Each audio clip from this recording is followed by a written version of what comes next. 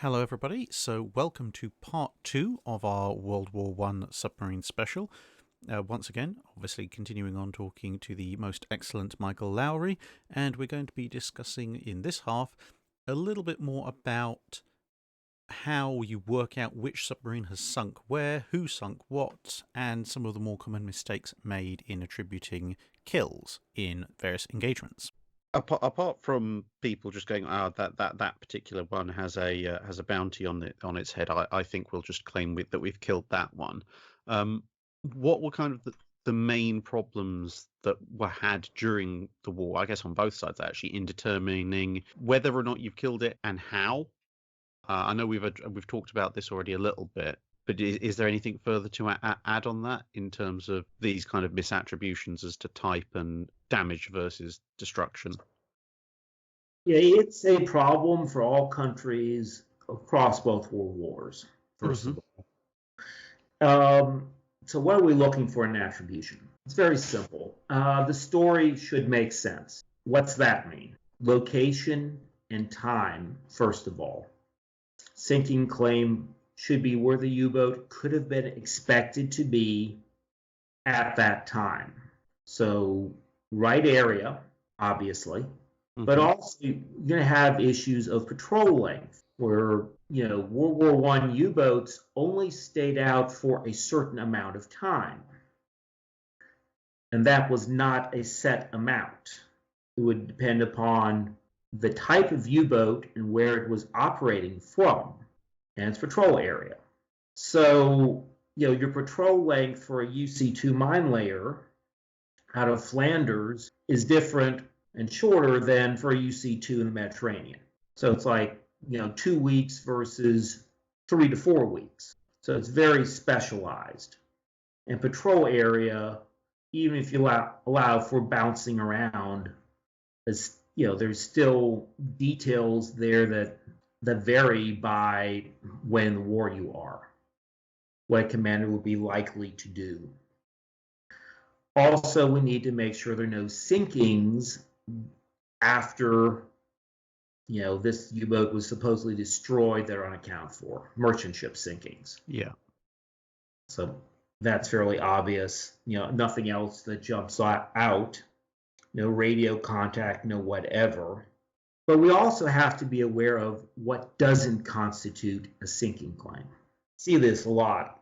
During the war, the Royal Navy periodically published a series of pamphlets on different aspects of the German Navy for distribution to the fleet, including a monograph on German submarines.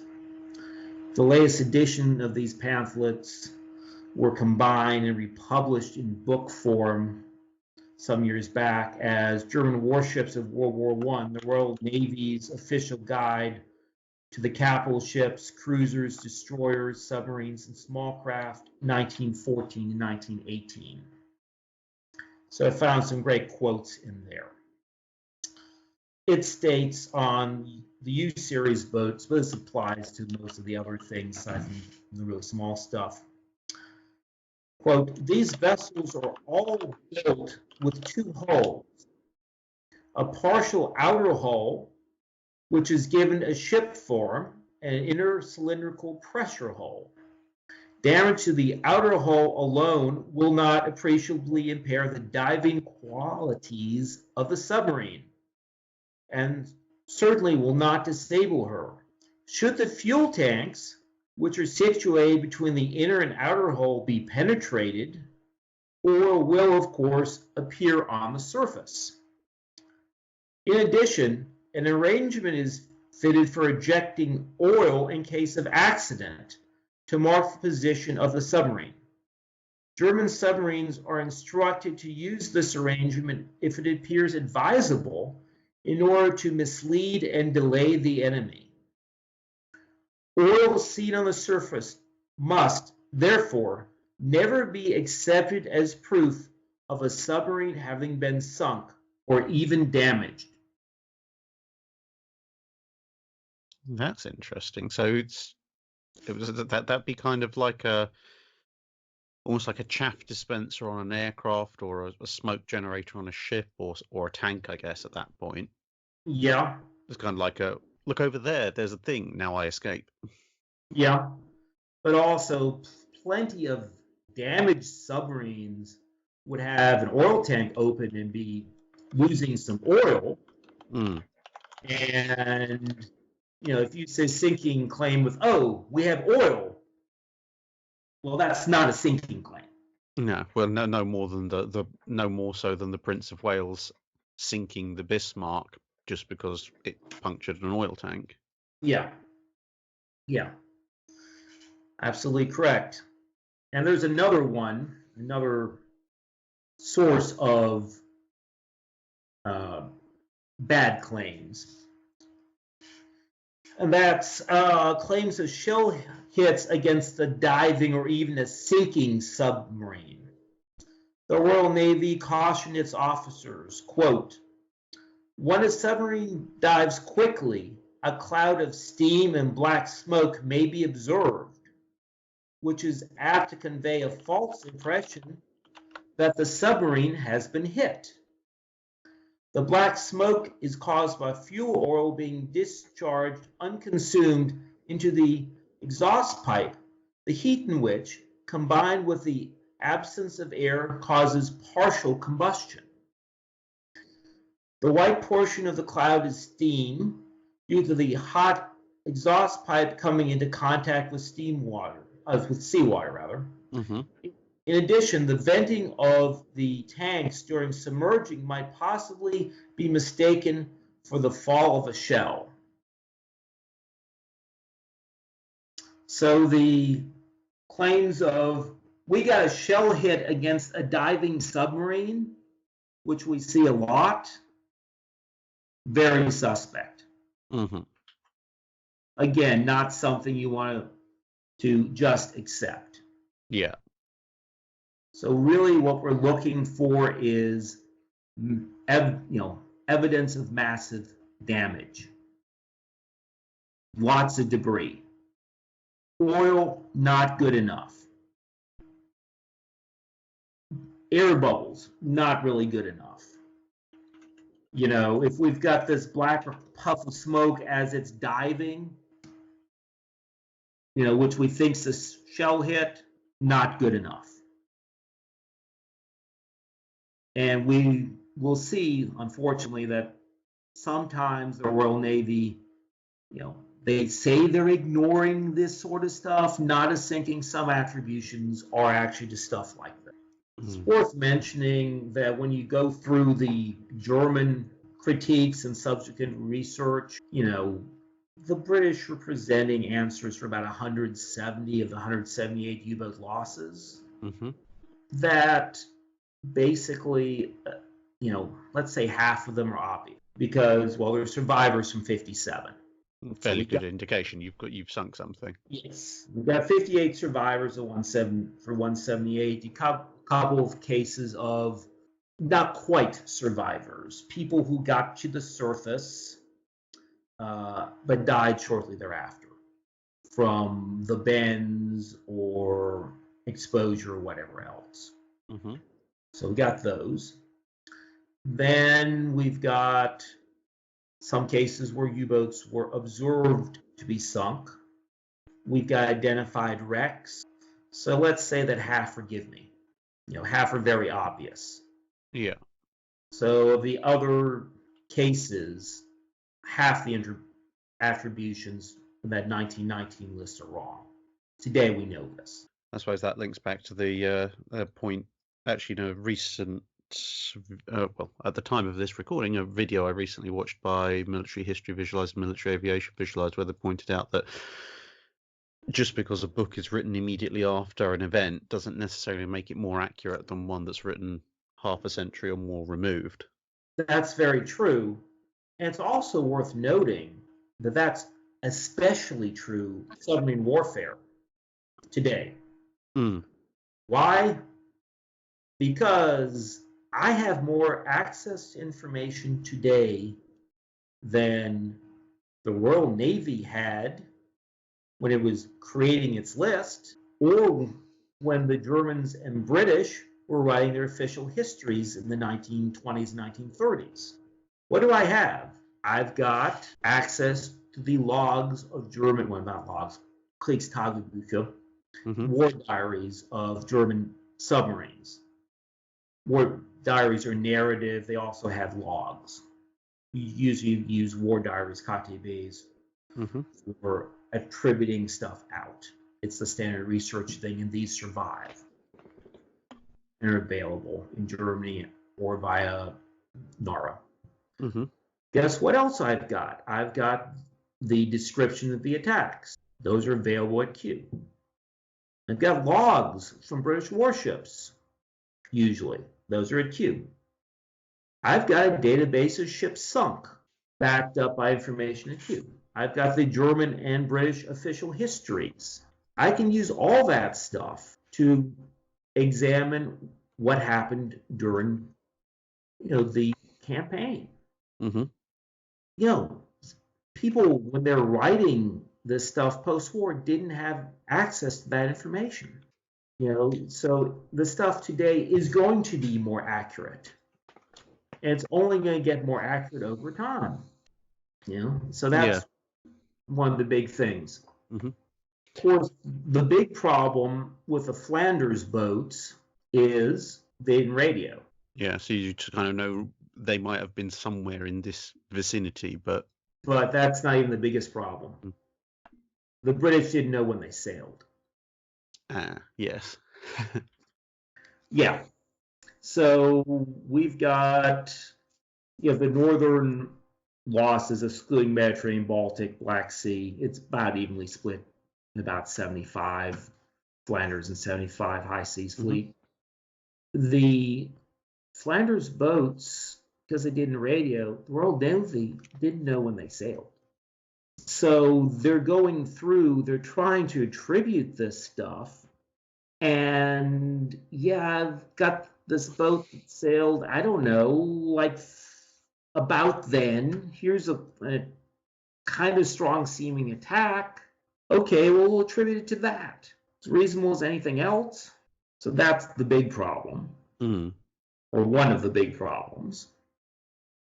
And the other big problem is there's a natural tendency to over-attribute to events you see or have records of. So what's that? Depth charge attacks, torpedo attacks, air attacks, all that stuff, right? You're trying to explain all the sinkings using, attacks you have records of. You're implicitly saying that causes that you don't have records of can't be responsible. So, like, say, hitting a mine. Exactly. Or operational loss. Yeah. But particularly hitting a mine. And oh, by the way, the Royal Navy laid down thousands upon thousands of miles between Dover and Zeebrugge. Many U-boats that disappeared really hit those mines. Yeah. And we're finding those wrecks now. So that would be the kind of thing where someone's like, oh, well, this U-boat should have gone and been operational in this area, so we thought, this attack or this reported engagement must have been the thing that sunk it, and then all of a sudden the U-boat shows up near Calais or something like that, and like, oh, hang on a minute, what's it doing 100 miles away from where our record says that it was sunk? And it's a mine, and the attack, whatever attack it was on whatever submarine it was, obviously didn't sink something, or if it did, it sank something completely different. Exactly. And some cases it's going to be, we got a strong looking attack, but which U-boat was sunk is misattributed. So we got to push the pieces around to make it make sense. Okay, so is there sort of a case study, a good example of these kind of issues coming up? Yeah, we can walk y'all through one. I will say I'm not gonna go through Flanders, because Flanders, is just a mess. a mess. And I'll briefly sum it up this way. We got that major mine issue with Flanders. Yeah. The good news is we're finding those wrecks. And aside from the boat sunk with survivors or the identified wrecks, and the British even managed to screw this up, basically 80 to 90% of the Flanders cases that don't involve those are misattributed in one way or another. It's just almost entirely wrong. Mm-hmm. Because they didn't know where they, when they sailed, or in some cases where they were going to operate, particularly when they sailed. So, complete mess. We have had from Spindler on to reassess almost everything that did involve a wreck or survivors. We're down to about 4 or 5 missing boats through Dover, and a couple going around, and a couple small boats still in the North Sea. It's better. But the case I want to look at is from a high seas fleet boat. These are different. They radioed. There's still some potential problems. The boat in question is U-99, which is not to be confused with the World War II U-99, Mm-hmm. because, well, that's a very famous boat. Yeah. That's Otto Kretschmar's boat. But the World War II U-99 was built by AG Weser in Bremen. This is a new yard that was brought in, and it was ordered in 1915, September. Mm-hmm. And then commissioned in March 1917. Its commanding officer was Kapitänleutnant Max Ältester, who, well, this was his first real experience on submarines. Through early 1916, he had been an officer on the bow cruiser Vodka, and then goes and does submarine training. Because of his seniority, he goes straight into submarine command. That was not uncommon during World War One. Moving on from the high seas fleet. Yeah. And then we'll be talking about U-99's first patrol, first and only patrol. Okay, let's start off with the British sinking attribution. It's in the western approaches. U-99 sails on June 12th, 1917. The British sinking attribution is on June 20th. This is from Report Destruction of Submarines. Mm-hmm. So this is the official account. There's, and classified account, so we don't have to worry about them exaggerating it. So this is it. At about 4 a.m., SS Valeria struck some submerged object, and directly afterwards sighted what appeared to be a broken periscope close alongside ship. A sound like that of motor engines was heard, and then jumping wires on top of conning tower submarine were seen as ladder passed astern. Valeria fired 3 rounds at conning tower. First and third, at 100 and 500 yards respectively, were claimed as undoubted hits. Submarine then submerged, going down vertically, and a quantity of air bubbles rose to the surface, accompanied by oil. On 5 July, the destroyer USS Tucker observed a heavy film of oil near this position, forming a strip about a mile long and 100 yards wide. Large bubbles of oil were seen rising to the surface at the weather end of the strip. A depth charge was dropped with no apparent result. That is our sinking, supposedly for U-99. Now, is this a particularly strong sinking attribution? The original Royal Navy attribution was possible. That was later changed to known with U-99 sunk.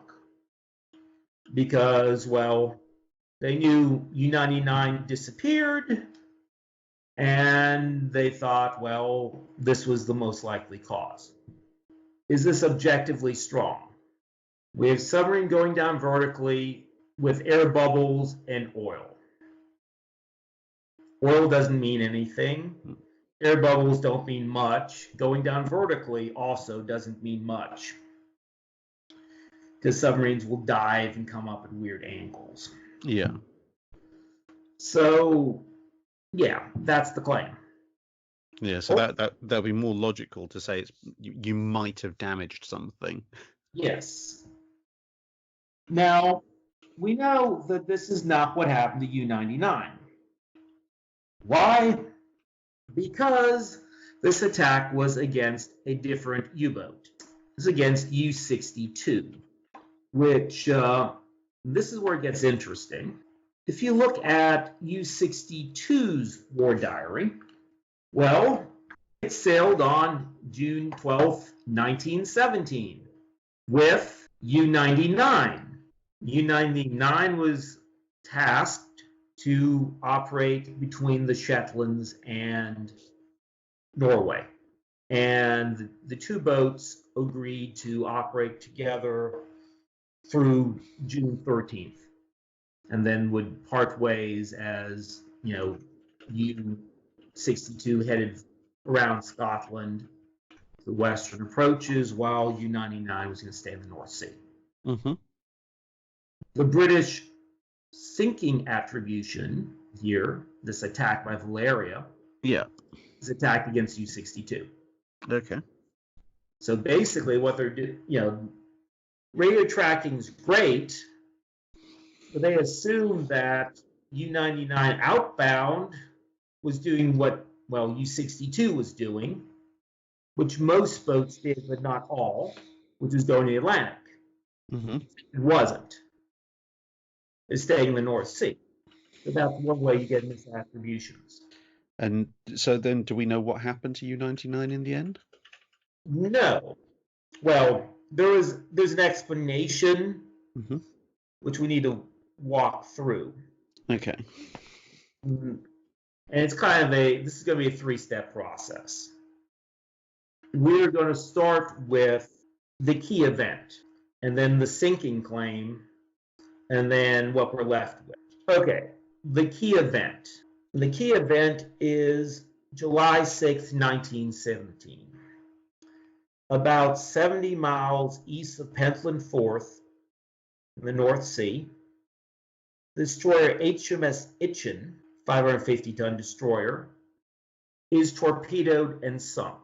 As the Naval Staff monograph explains, no other German submarine reported sinking a destroyer on July 6, and in the opinion of the German historical section, the loss of the Itchen must be attributed to U-99. That's our not before date. Yeah.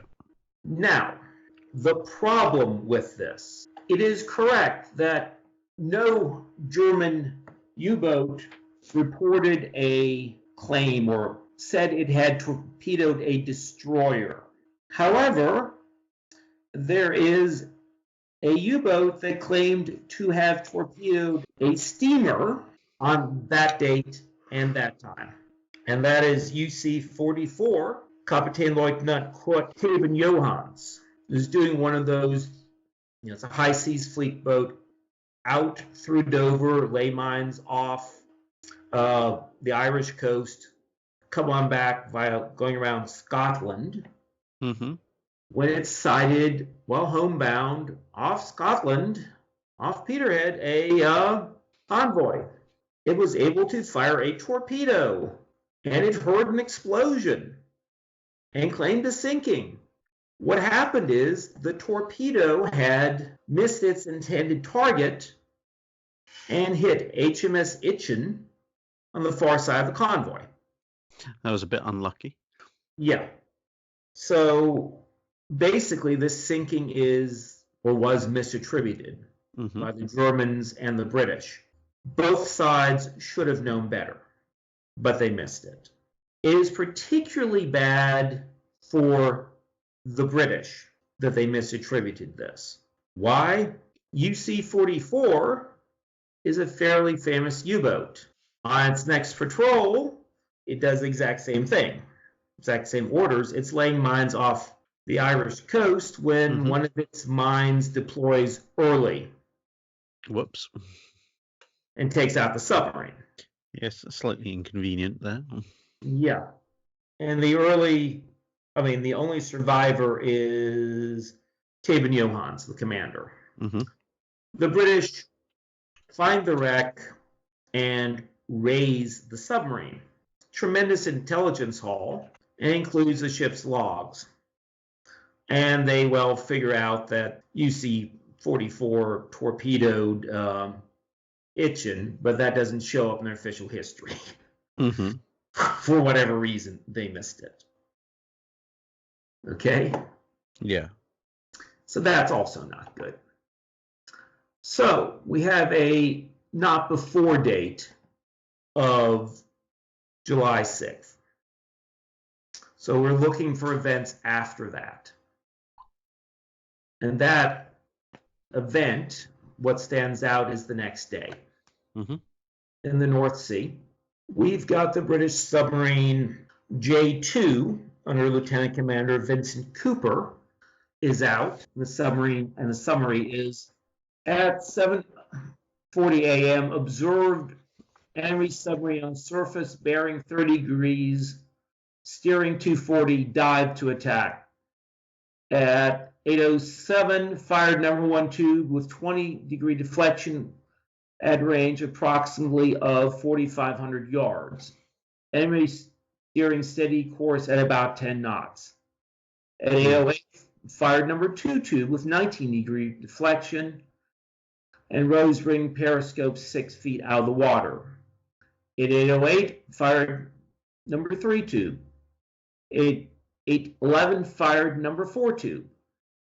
J2 was about 3 points abaft beam of enemy and a range approximately 5,500 yards. At 8:15, enemy was still going ahead on a steady course. At 8:17, a black column was observed coming out of the conning tower, distinctly visible and lasting about a second. A few seconds later, enemy submarine disappeared altogether. Men in foremost engine room said they distinctly heard explosion. No sign of wreckage were observed. This is the attack that the British and the Germans have focused on. Okay, what do we think of this attack? Couple things stand out to me. First of all, the range. We're talking at minimum 4,500 yards and maybe as much as 5,500 yards. That's a long ways in World War I for a torpedo attack. Yeah, I mean, it's even long distance, or not necessarily long distance for absolute range for a World War II torpedo attack, but it's still well outside what a lot of submarine commanders in World War II would like to attack at to guarantee accuracy. Yeah, in World War I, on the German side, I rarely see attacks at over 1,000 meters. They're going in close, and firing single shots. But obviously, this is a quadruple shot. So the range is really up there. This would be one of the most remarkable hits of World War I, if correct, at, 5,000 yards or something. Then, this is still a small target. This U-boat's a little bit over 200 feet long. What's our evidence of destruction? Is there debris? No. Is there even an oil slick? No. We've got a black column was observed coming out of the conning tower. What's that? This is your partially burnt fuel. Yeah, exactly. And then the conning tower disappears. and we have maybe an explosion. It's a very weak sinking claim, but exactly because it's a discrete event, most commentators, and I've been guilty of this to some degree too, have focused on this as being the answer. Not because it's great, but because it's, well, the best thing we've got. Mm-hmm. And we'd like to attribute on that. There's another problem here, and that's patrol length. Between November 1916 and September 1917, these big U-series diesel-powered torpedo attack boats conducted 10 patrols between Norway and the Shetland. These boats stayed out on average 17 days, the longest sortie being 24 days. J2's attack came 25 days after U-99 sailed. And U-99, if there would have been at least another 2 days away. So we've got excess patrol length, and that's always a problem. So faced with this, I don't think this is a valid sinking claim. And by the way, neither the British nor the Germans really, in their official histories, accepted without reservation. The British were saying, yeah, well, maybe. And the Germans are saying, yeah, well, maybe it's a possibility. And they then refer to another attack that's later and even more outside the range of possibilities. So, based on the evidence, we're forced to conclude that U-99 is missing. There's no good explanation for loss. So it's just disappeared. Yeah. Yes. That is unfortunately a thing. First modern war of steam and steel, and it's just gone. Yeah. Well, yeah, that's a thing. I mean, operational loss did happen. Yeah. And it did happen in both world wars. We know this. And it's not unique to Germany. We know that there are 4 submarines of equivalent size on the British side that are now known to be operational losses. 3 E classes, AE1, E5, E26, and G8, and I guess bingo, but have been found, and they're all operational or appear to be operational. We also have definitely some operational losses on the German side. I mean, obviously, you've got groundings. We've got mine layers where you have a mine handling accident, and at least 7 were lost that way. We've got numerous other cases that kind of stick out where, some sort of marine casualty, diving accident, whatever, munitions accident are currently the most likely cause of loss. I guess presumably we still haven't found the wreck. No, we haven't. There's a lot of searching for submarine wrecks these days, and every year more get found. Just recently, the wreck of the British L-10 lost in October 1918 was found. Right now, the money wrecks in the North Sea are the World War II Polish Urzel and the Dutch U-13. That's motivating a lot of searches. And occasionally, the people looking for them will blunder into a British or German submarine wreck. Okay. And there are other people out looking, but those search activities aren't quite that far north, fortunately, because there's more stuff that I'm directly interested in north than what's left in the southern North Sea. Though there's one significant wreck in the southern North Sea that hopefully will be found soon. And that's Salted Shriga's U-88. Yeah. So stay tuned. Hopefully that gets found. Okay. Be very nice. But yeah, as of now, about 80% of World War I U-boat losses are explained, solidly explained. We've got the answer. Yeah, we know why it went down and probably where. Yeah, well, I'll put it as where and why. Yeah. So I guess that means that we're actually still missing U-boats. Yeah, we're about 3 dozen are, less than certain.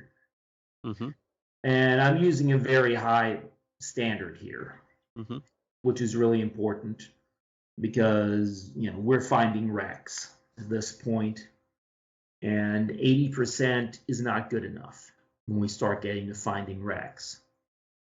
Because if you've got 5 wrecks at 80%, what's that mean? You probably have got a misattribution in there. Yeah. So we've got to be very careful about that because, we're to the point where people can, there's not that much missing, but just enough so somebody's going to try to make an attribution based on a presumption. This is the only one left, so it must be this. And that sometimes can be wrong. That can be nasty and hard to correct downstream. We had one off the Scottish coast a couple years ago. There are 2 of the big UE-1 mine layers that disappeared in 1916, U-74 and U-77. And this is 1916. So one of these was found off Dunbar. And the immediate presumption was it was U-77 because there's a sinking attribution for U-74. And U-77 was listed as missing. Well, the U-boat research community looked at this and went, no, the wreck you found off Dunbar must be U-74. The sinking attribution for U-74 makes no sense because A, location's too far north, and B, the timeline is wrong because this U-boat was ordered to lay mines and come back. I don't know what it's supposed to be doing a week later in the North Sea. Up north of where it's supposed to lay mines, and C, the wreck is where U-74 was supposed to lay mines. And U-77 was supposed to lay mines 100 miles north. So I can't get U-77 there. But because you only had one possibility for a while, people were misattributing it to that one possibility. And you still see things written, I think in the hydrographic report even, that's U-77, which is wrong. We got to be very careful. So we got about 3 dozen that are still missing, or let's say not fully attributed. We've got of that, a half dozen involve the Northern Barrage, which is the minefield that the British and Americans laid in the summer of 1918 to keep U-boats from getting into the Atlantic by going around the north of Scotland. 2 submarines are known to have been sunk there, U-92 and U-102. They were found identified in 2006. There's up to 6 more that could have been lost on that. They haven't been found yet. A couple are very strong probables because they rated before but not after the minefield. And then you get into a couple others where it just makes my head hurt. That's its own little bizarre thing. But aside from those 6, we've got about 30 missing U-boats, a couple of which we have strong attributions on, a couple of which we've got kind of possible things, and you probably got 25, 27, something like that are just missing at this point. We don't have a good theory. Many of those are likely to be minefields or operational, and we won't really know until we find them. One thing people think is if you just mine the records some more, you're going to find strong sinking that we've just overlooked somehow. So far in World War I, we haven't had that be the case. We've had two things show up in recent years that are kind of strong, obvious attributions. One is a minefield claim. The other is that air attack off the Skillies for UC-66. And both cases, we didn't have an attribution really to those until after the wreck was found.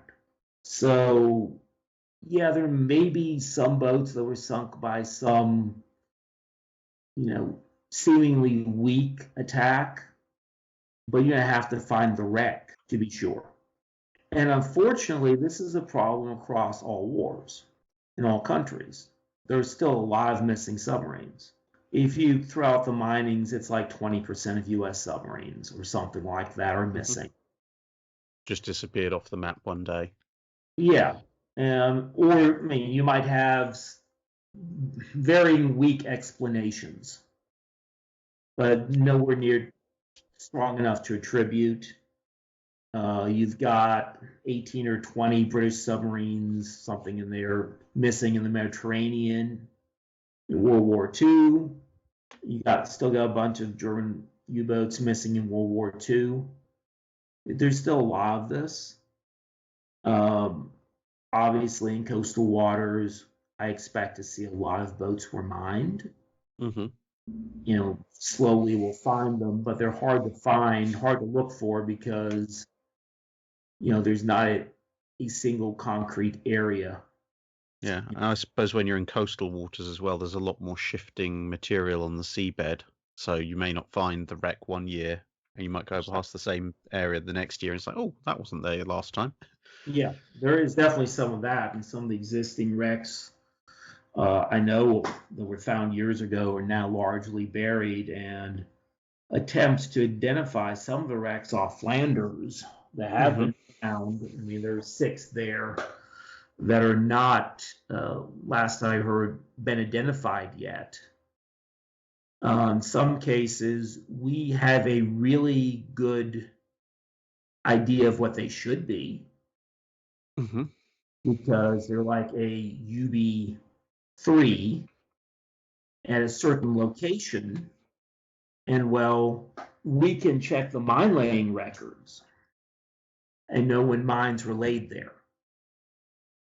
And that can restrict your possibilities. And then you'll take direction of the bow to figure out if it's going inbound or outbound. So that completely restricts it. But there's at least, of the missing Flanders boats, there are a couple there that, at least one that is lost off Flanders, homebound. It's 1 in 4. We don't know which one yet. Ordinarily, we try to use propeller markings because the stamps on the propellers, on the boss, and the hub, will have the yard that built it and the boat's number. And that's typically how you identify, is you scrub the propellers. There's some other methods that we don't need to get into, but if your propellers are buried, you can't do that, which is a problem. Yeah, and obviously any paint markings are probably long gone. Oh, yeah. Yeah, and the Germans didn't have paint markings on them. No, they didn't have the conning tower numbers. No, they didn't. If they had numbers, they were false numbers oftentimes. I see that some in Flanders. Okay. The British did. And, one case very well preserved. The E-50 was lost, got into a friendly minefield. Whoops. Yeah, British minefield, yeah. Off one of the egress routes in the North Sea. And the whole story is you got the Danish group associated with what's now the Sea War Museum, Jutland.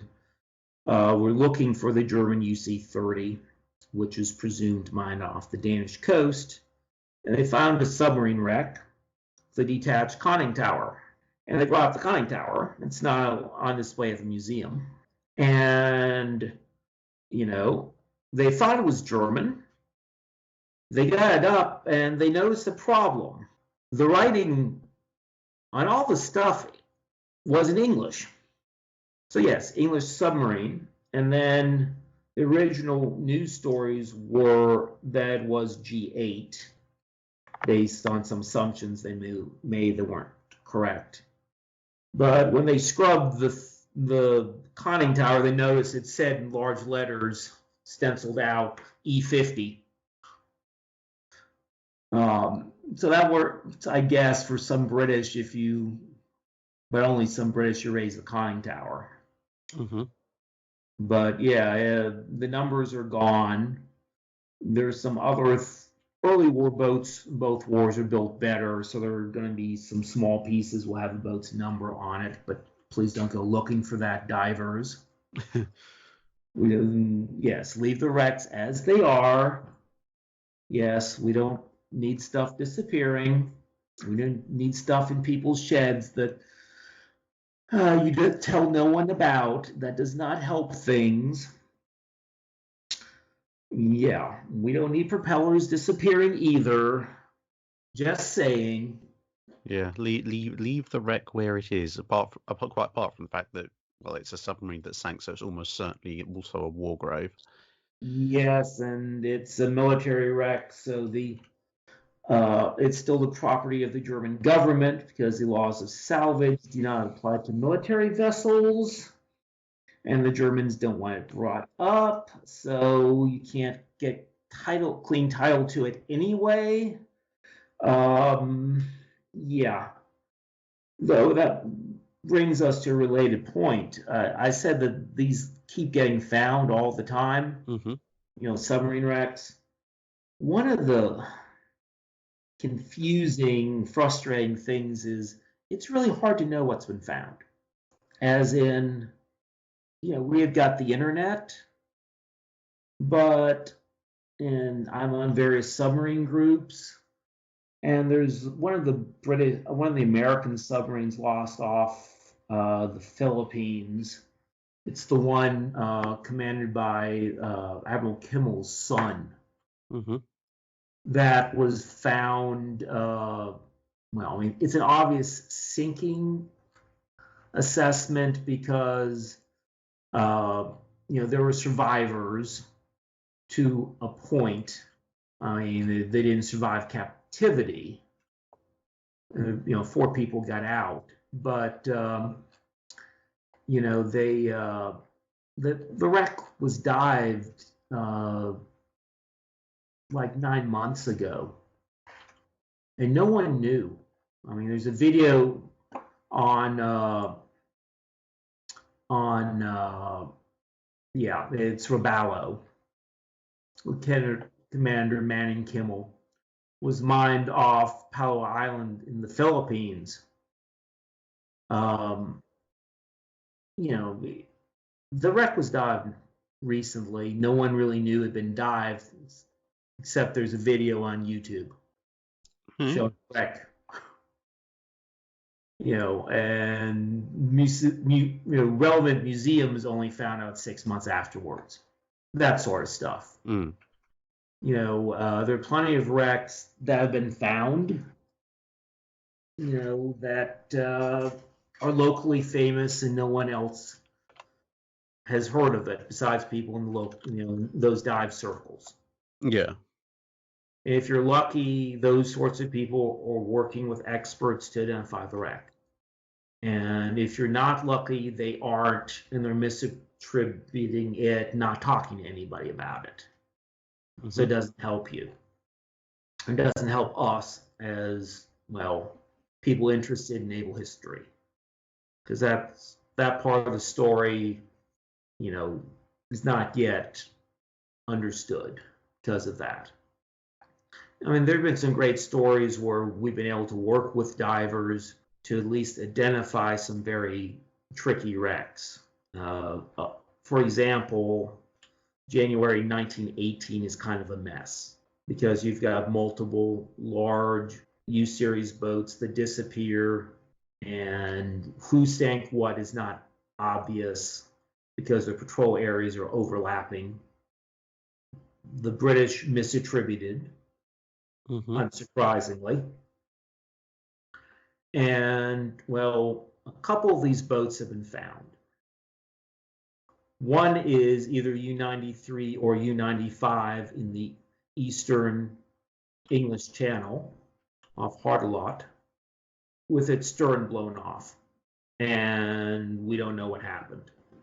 My best guess is internal torpedo explosion. Okay, so I suppose that answers one of the questions I was going to ask, which was, I presume, well, I guess then there are wrecks when we're sort of coming across them and going, one, what is this? And two, what the heck happened? Yeah, there are definitely that. That is one. We're still kind of arguing about the identity because we've got another wreck of the same type lost about the same time off the Lizard, which was maybe rammed, but there's also a minefield, deep minefield a mile away, or actually less than a mile away. So that creates ambiguity as to boat and cause of loss. So working with some divers, and hopefully that gets dived this year. We will see. We have the same time period U-84, which has been found off Penmarsh, France. Divers were able to identify that wreck. Penmarsh matters because that's the dividing point in theory between U-84 and U-93's patrol area. And they found the wreck looking for a World War II U-boat that's misattributed or location, well, let's say, listed wrong on the hydrographic records. It's somewhere else. But they dived this wreck. It's World War I. It's German. They were able, through the hatch configuration and distance to gun, to determine that it was U-84. What happened to the submarine, I don't know.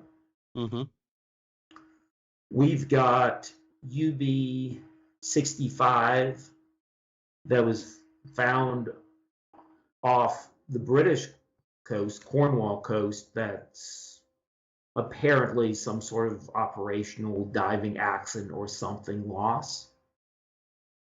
It happens. There's a lot of that too, or not, let's say not a lot, but there's several of those. There's several other cases where if you look at it,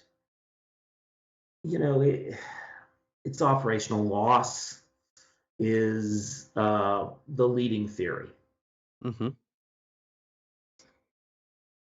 Particularly on some of the UB3s, they seem to have a tendency to disappear in areas where there isn't a particularly strong mine threat. But these are the ones that we talk about the UB3 mine layers? No, UB3s are torpedo attack. Torpedo attack, sorry, yeah. Yes, the Lake Warren UB3 torpedo attack boats. Some of them just disappear, and you're looking at it, it's hard to come up with a theory other than some of these went down on their own. You've got UB-65 is known to be, but again, early 1918, UB-66 disappears in the Eastern Mediterranean. UB-63 disappears and starting to operate in the Irish Sea. You got UC-69 So UB-69, UB-70 kind of disappear en route to Kataro. And, it's just, it looks very much like there's some sort of problem. Now, is this, a design problem? Is it a quality control problem during construction? Is it poor maintenance?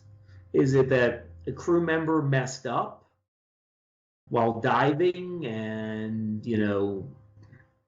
the intakes were still open or a hatch was still open? Was it a torpedo problem? We don't know. Hmm. And we'll probably never know. And these are some of the hardest wrecks to find because the search area is vast. So, yeah, the one thing I will say is if you're the sort of person that needs an answer, don't research submarines. Because sometimes you're just going to not have an answer. And you'll be stuck with missing. It gets better, but there are some that are unlikely to be found anytime soon. I suppose that's just the way of it, isn't it? It's sooner or later. Well, I suppose the wrecks are probably degrading as well. I would think at this kind of time remove. Yes, though that kind of depends on where they are. The ones in the Baltic and Black Sea are going to be in very good shape. They found one of the ones that's missing in the Baltic. There are three that are lost there. Only one of which has been found.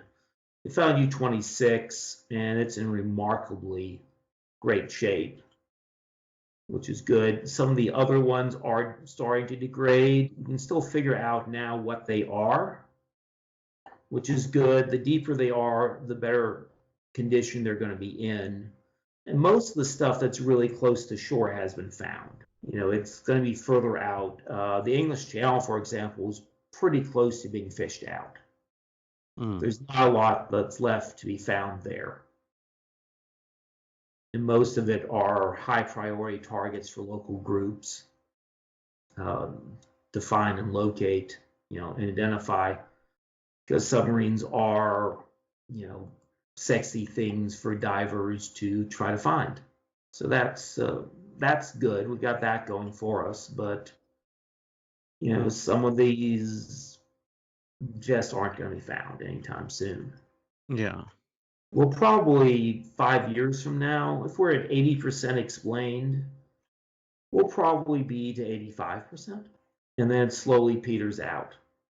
We might eventually get to 90, but it's the problem. There's just, the ocean's a big place, and much of it is uncharted, and even if it's charted, it takes additional resources to go and identify it, and that's expensive. And there's not a lot of resources that are going into finding, from the governmental side, German and British submarine wrecks, unfortunately. I suppose as well, you're going to be looking at a case of not only are some of them just going to be difficult to find, period, but I suppose if I don't know, I mean, this is a little bit of speculation, but I suppose if a submarine's gone down in somewhere that's particularly deep and exceeded its crush depth, or had multiple torpedoes or mines aboard detonate, there probably isn't a wreck to find. There's probably just loose scattered bits of debris and a few of the heavier elements all over. Well, we don't completely know because we haven't found that much of that, but even Grunion off the Aleutians, which had a crush depth issue, parts of it are reasonably intact. Oh, really? Okay. Yeah, that's that's one of the poster childs about how awful American torpedoes are. Yeah, it's a like July 1942 loss where they fired a zillion torpedoes against a Japanese ship and they never worked. till eventually one of them went around a circle and the submarine broached and all sorts of bad things happened. Yeah. It was lost. But that one had the advantage of the son of the commander became a billionaire, so he could finance the search for the submarine. Yeah. Unfortunately, it also highlights some of the intellectual problems we have.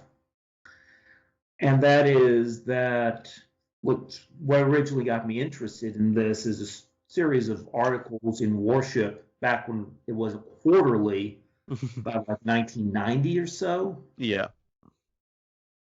Apparently, no one in the U.S. Navy reads Warship because some of the information in those series of articles was news to the U.S. Navy. The Pacific Fleet handles a lot of this stuff. They've Yeah. never heard of this. Don't know. But those are sort of the intellectual issues that we get to deal with. Well, that's fun times. It makes me grateful I've got most of the Warship collection then. Yeah. That the U.S. Navy apparently is unaware of. Yeah. Yeah. Oh well, there you go. So, well, we've reached the end of my list of questions, and we're clocking in at almost 3 hours. So it's going to be actually, it's probably going to be the longest non-dry dock video so far. Especially since we haven't had any real interruptions that we needed to edit out. And yeah, that's an awful lot more information about U-boats and submarines in general. I mean, so obviously some of it I am aware of, but there's a lot more detail in there. That's very enlightening both to me and hopefully to everyone else who's listening. So thank you very much for sharing your expertise on that note.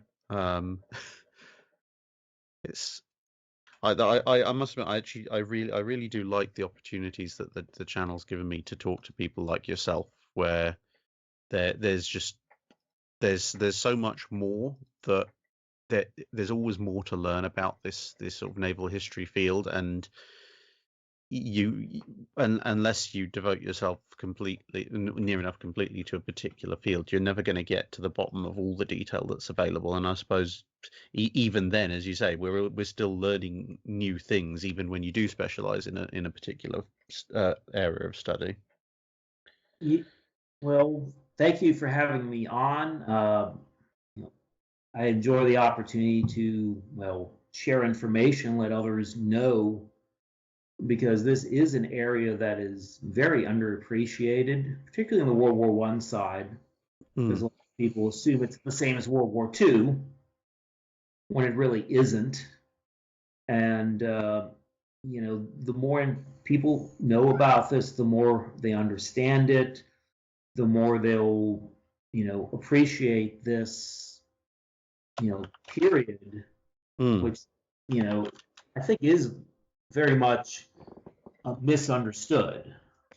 Yeah, and hopefully this won't be the only time you're featured on the channel.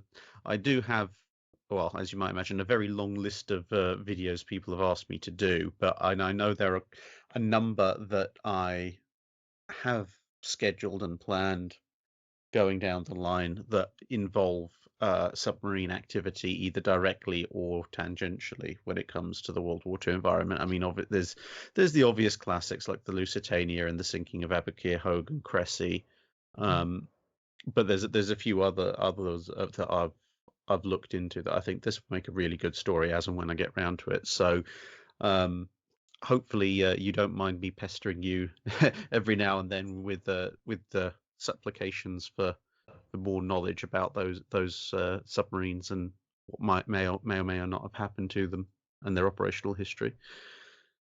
That's no problem at all. have most of this information at hand. I own most of the U-boat war diaries on microfilm. Mm-hmm. So, Oh, wow. yeah. So, yeah, I got them back when they were cheap. Well, they used to be going for like $34 a roll. Now it's well over 100. Wow. Price of silver, yeah. So I can definitely shoot you the German description of many of these attacks, which are narrative. So they're very informative and put these attacks in their full context. Mm-hmm. Well, that will be very, very useful. And yeah, as I once again, thank you so much for your help. And I'll stop the recording there. Other than to say, obviously, please do check out uboat.net and the excellent work that they're doing there. And if any of you do happen to, for some unfathomable reason, be willingly submerging yourself in the English Channel and North Sea, hopefully in scuba gear, and you happen to run across something that looks vaguely submarine shaped, please do let them know without poking too many holes in the thing. Yeah, please do. Yeah, I specialize in World War One, but I do know people who specialize in World War Two, such as Dr. Axel Nestle, who wrote the book on that. I'm frequently in contact with him. I know people who specialize in Allied submarines from World War Two, and they'll very willing to share their expertise and help to identify submarine wrecks wherever they may be. Mm-hmm. Awesome. All right. Well, I now will hit stop recording. So that's it for this video. Thanks for watching. If you have a comment or suggestion for a ship to review, let us know in the comments below. Don't forget to comment on the pinned post for dry dock questions.